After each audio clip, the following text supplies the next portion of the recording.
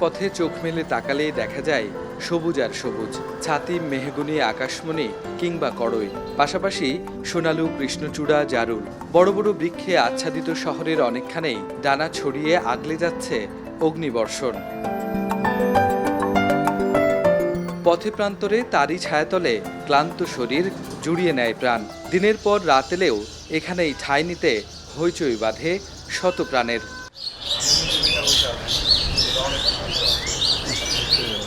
প্রখরতার আশ্রয়ে এই সতেজ সবুজ নগরের কতটা জুড়ে? আমাদের পুরো রাজশাহী মহানগরী জুড়ে প্রায় ৪৭ কিলোমিটার সড়ক বিভাজক এবং তার পাশের ফুটপাতের অংশে আমাদের গাছপালা রয়েছে। আমরা মাননীয় মেয়র জনাব এইচ.এম. খায়রুজ্জামান লিটন স্যারের নেতৃত্বে গত ৫ বছরে প্রায় ২.৫ লক্ষাধিক বড় জাতীয় গাছ, স্থায়ী গাছ রোপণ করেছি বিভিন্ন জায়গায়, গুরুত্বপূর্ণ স্থানে। এছাড়াও বিভিন্ন ছোট মৌসুমি ফুলের গাছও রোপণ করেছি, হেজ জাতীয় গাছও রোপণ করেছি, সেগুলো আমরা সংখ্যায় কাউন্ট করি না। আমাদের লক্ষ্য থাকে প্রতি বছরই প্রায় ৫০,০০০ গাছ যেন আমরা রোপণ করতে পারি। সেই ধারাবাহিকতায় আমরা গত জুন থেকে আজ এই এপ্রিল পর্যন্ত প্রায় ৪৪,০০০ গাছ অলরেডি রোপণ করে ফেলেছি। মে মাসেও আমরা বেশ কিছু গাছ আমরা রোপণ করে ফেলব।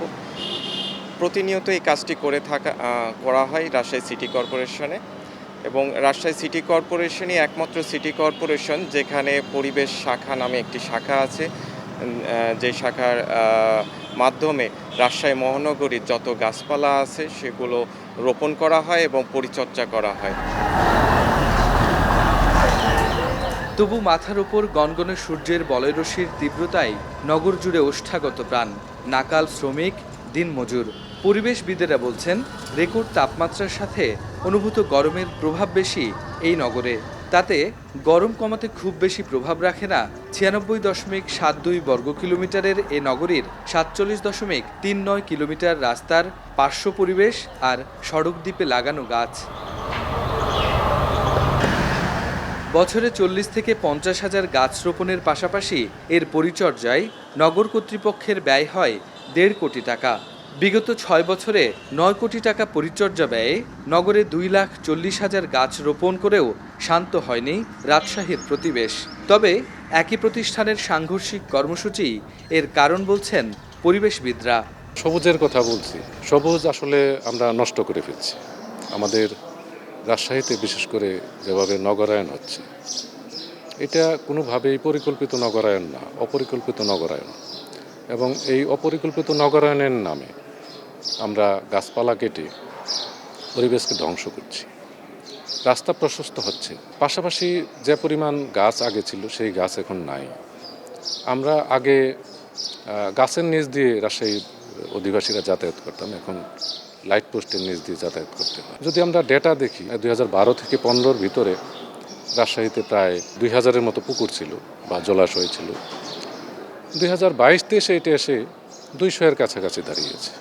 এবং এই জলাশয়গুলিকে আমরা কি করছি, রাজশাহী শহরে কংক্রিটের ঢালাই দিয়ে চারপাশ ভরাট করে সেটাকে চৌবাচ্চায় রূপান্তর করছি। এতে যেটা হচ্ছে, পুকুরের যে ইকোসিস্টেম সেটা নষ্ট হয়ে যাচ্ছে।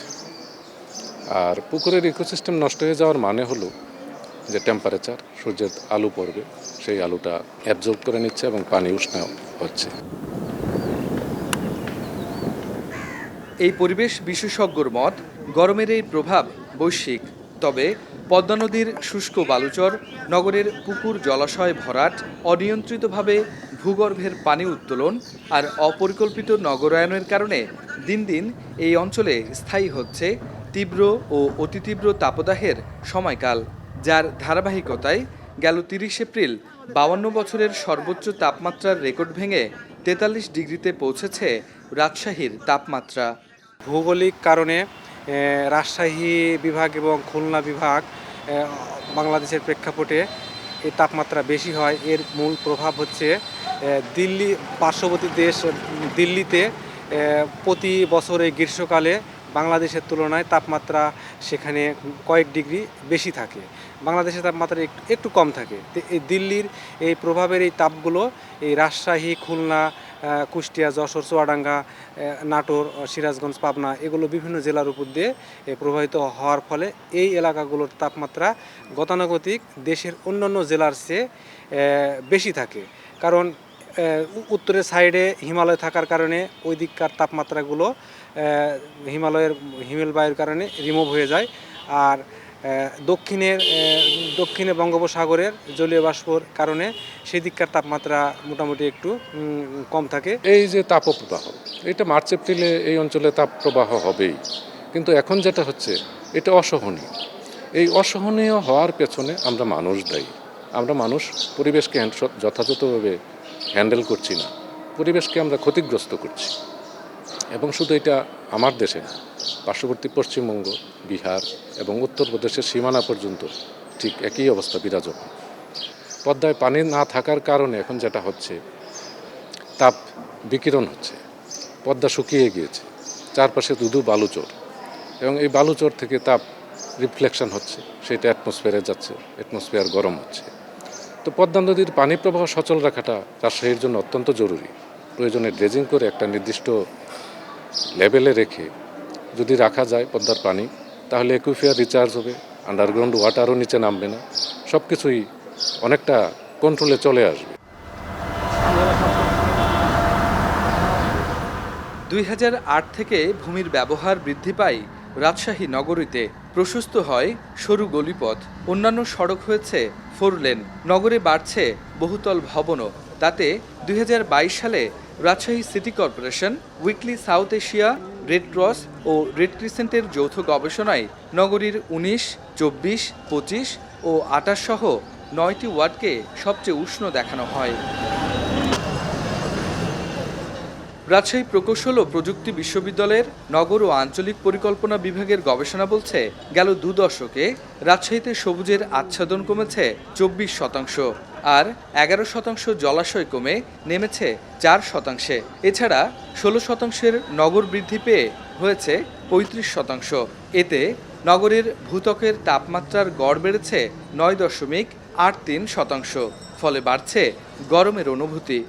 গ্রিন এরিয়া রেশিওর কথা যদি বলি, 1999 সালে ছিল 49%, সেটা হচ্ছে গিয়ে এখন অলমোস্ট 25%-এর মতো আছে। তো দেখা যাচ্ছে যে আমার বিল্ড আপ এরিয়াগুলো বৃদ্ধি পাচ্ছে এবং তার সাথে সাথে হচ্ছে গ্রিন এরিয়াটা কমে যাচ্ছে। সেজন্য হচ্ছে যে আমরা যে টেম্পারেচারটা এখন ফিল করতেছি সেটা হচ্ছে অনেক বেশি ফিল করতেছি। গ্রিন রুফ দিলে আমি যেটা করতে পারি, গ্রিন রুফ যদি আমি ইম্পোজ করতে পারি, যে আমাকে বিল্ডিং পারমিশন নিতে হলে অবশ্যই গ্রিন রুফটাকে রাখতে হবে। সেক্ষেত্রে হয়তো বা বিভিন্ন স্টাডি থেকে দেখা যায় যে 5 ডিগ্রি ফারেনহাইট পর্যন্ত আমি অ্যাম্বিয়েন্ট টেম্পারেচারটা কমাতে পারি। দেন হচ্ছে এর একটা ইম্প্যাক্ট থাকবে এনার্জি কনজামশনের উপরে। স্টাডি থেকে দেখা যাচ্ছে যে বিভিন্ন স্টাডি থেকে দেখা যাচ্ছে 0.7% আমি এনার্জি কনজামশন কমিয়ে দিতে পারি। এ অবস্থা উত্তরণে সিটি কর্পোরেশনের পরিবেশ উন্নয়ন কর্মকর্তা বলছেন, নগর সবুজায়নে পরিকল্পনা অনুযায়ী কাজ করছেন তারা। তবে অন্যান্য প্রতিষ্ঠানের দায়িত্বশীল ভূমিকার পাশাপাশি সবুজায়নে জনসম্পৃক্ততার কথা বলছেন তিনি। যে প্রতিষ্ঠানগুলি আছে, সরকারি বেসরকারি প্রতিষ্ঠান, তারাও যেন তাদের যে এলাকাগুলি রয়েছে প্রাচীরের বাউন্ডারির মধ্যে যে ফাঁকা জায়গাগুলি আছে, তারাও যেন গাছ লাগায়। সেই ব্যবস্থা করলে আমরা পুরো শহরটাকেই আরও সবুজ করতে পারবো।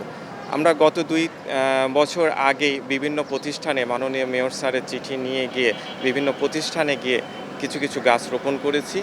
গত সপ্তাহেও আমরা রাজশাহী মেডিকেল কলেজ ক্যাম্পাস ভ্রমণ করে সেখানে যে ফাঁকা জায়গাগুলি রয়েছে সেগুলো চিহ্নিত করেছি। আমরা অচিরেই সেখানে পরিকল্পনা অনুযায়ী গাছ রোপণ করব।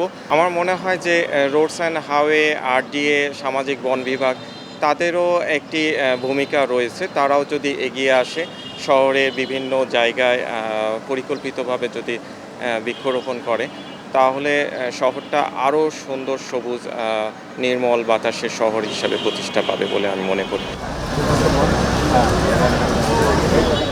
নগরীর সড়ক উন্নয়নে তালাইমারি কাটাখালী সড়কে শতাধিক গাছ ও কামারুজ্জামান চত্বর থেকে বিমানবন্দর রোডে সড়ক প্রশস্তকরণে একই পরিমাণ গাছ কাটা হয়। সিটি কর্পোরেশন বলছে 12.81 কিলোমিটার এই সড়কে দ্রুতই গাছ লাগাবেন তারা।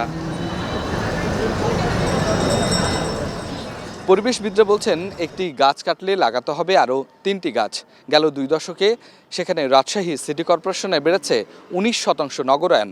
এতে একাধিক আবাসিক এলাকা এবং বহুতল ভবনের সংখ্যা বেড়েছে। তাতে কতগুলো গাছ কাটা পড়ল সে প্রশ্নের উত্তরে অভিমানে মুখ ফিরিয়েছে রাজশাহী উন্নয়ন কর্তৃপক্ষ। তবে সামাজিক বন বিভাগ বলছে পদ্মার মধ্যচরে তারা লাগিয়েছেন 1,20,000 গাছ। রাকিবুল হাসান, এখন রাজশাহী। শিয়া বাটার, অ্যালোভেরা ও ভিটামিন ই সমৃদ্ধ লিলি বিউটি সোপ।